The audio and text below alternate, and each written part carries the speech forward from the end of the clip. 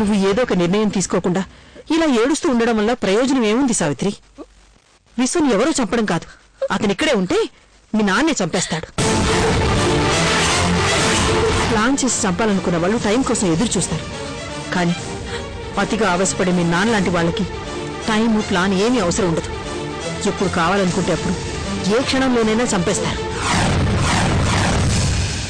నిజంగా నీకు విశ్వ బతకాలనుంటే విశ్వతో వెళ్ళిపోవడం తప్ప వేరే మార్గం లేదు. నీకు ఇంకొక్క రోజు టైం ఇస్తున్నాను. రేపు పొద్దున మేము నిద్ర లేచేసరికల్లా నువ్వు మాకు కనిపించావో నిన్ను నేనే చంపేస్తాను.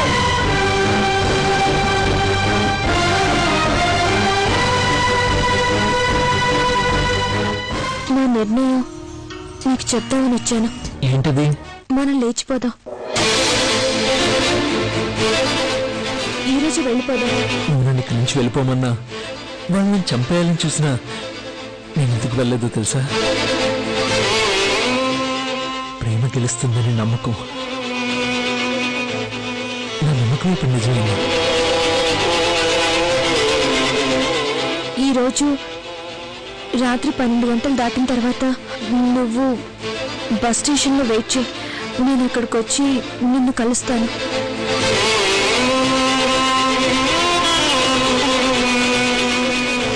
విశ్వం చంపితే మనకే వస్తుంది, వాడు బతుకుంటేనే మనం అత్తయ్య దగ్గర నుంచి కావలసినంత డబ్బు పిండుకోవచ్చు అన్నాం.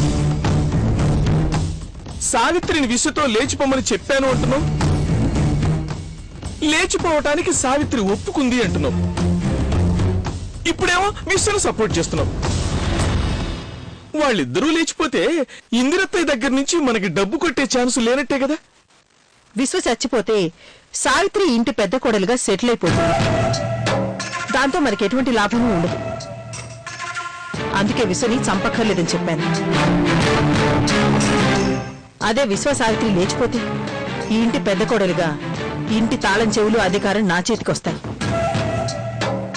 అప్పుడు మనం పిన్నిని డబ్బడగక్కర్లేదు, పిన్నే తన అవసరాలకి మన్ని డబ్బడుగుతుంది. అదే నా స్కెచ్. అల్లుడు గారు. ఓ మీరా, కూర్చోండి, భోంచేద్దాం. పర్వాలేదు బాబు, మీతో కొంచెం మాట్లాడాలి. ఏ విషయం? ఏం లేదు బాబు, మా ఊళ్ళో జాతర. ఆ జాతరకి పెళ్ళయి అత్తవారింట్లో కాపురం చేసుకునే ఆడపిల్లల్ని తీసుకెళ్ళటం ఆచారం బాబు. అందుకే మీరు అనుమతిస్తే మా సావిత్రిని మా ఊరు తీసుకెళ్తాను. అయ్యో భలేవారే, తప్పకుండా తీసుకువెళ్ళండి. ఆచారం అంటున్నారు కాబట్టి తను రానన్నా సరే మీరు తప్పకుండా సావిత్రిని తీసుకెళ్ళండి. నువ్వు లేచిపోవాలని మంచి నిర్ణయమే తీసుకున్నావు. నేను లేచిపోతున్నానని నీకెవరు చెప్పారు? నువ్వు విశ్వ మాట్లాడుకున్నదంతా నేను విన్నాను సావిత్రి.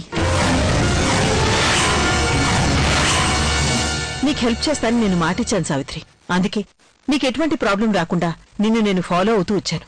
ఇందాక మీరు గదిలో లేచిపోవడం గురించి మాట్లాడుకోవడం ఎవరైనా విన్నా చూసినా బాగుండదు. అందుకే నేను గది బయట నిలబడి అటుగా ఎవరూ రాకుండా చూశాను. అప్పుడే మీరు మాట్లాడుకున్నదంతా నేను విన్నాను. విశ్వ ఈరోజు రాత్రి ఊరు వెళ్లే ముందు ఒక లెటర్ రాయమని చెప్పు.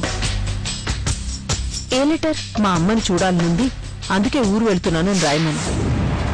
అప్పుడు సడన్ గా విశ్వ ఎక్కడికి వెళ్ళిపోయాడన్న అనుమానం రాదు. తర్వాత నువ్వు మీ అమ్మా నాన్నలతో కలిసి ఊరు వెళ్ళినప్పుడు అతన్ని అక్కడ హ్యాపీగా కలుసుకుని ఇద్దరు కలిసి ఎక్కడికైనా జంప్ అయిపోండి. అప్పుడు ఏ ప్రాబ్లమూ ఉండదు. మీరు ఎక్కడికి జంప్ అయిపోయినా ఏ అవసరం అనుకున్నా నాకు కాల్ చేయండి. మీకు ఎటువంటి హెల్ప్ కావాలన్నా నేను చేస్తాను. ఓకేనా?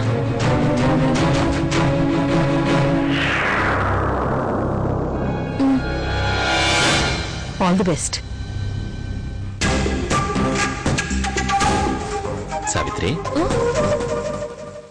మనిషి ఇక్కడే ఉన్నా మనసు ఎక్కడో ఉన్నట్టుగా కనిపిస్తున్నావు. ఏదైనా జరిగిందా? జరగబోతుందా?